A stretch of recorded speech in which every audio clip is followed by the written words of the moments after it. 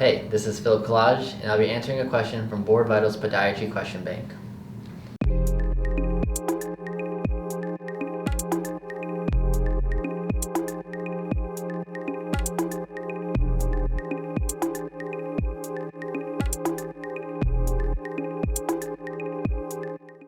So here we have an EKG, and it's asking us to identify the rhythm of the strip below.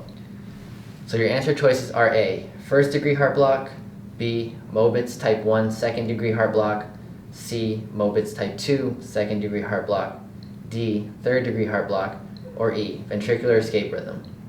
So with this question, we know the Purkinje conduction system has been affected. So this question wants us to differentiate between Mobitz type 1 and Mobitz type 2.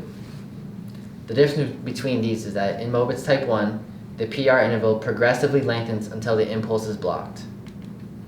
And like the photo listed above, the Mobitz type 2, the PR interval is constant until the dropped impulse at the QRS.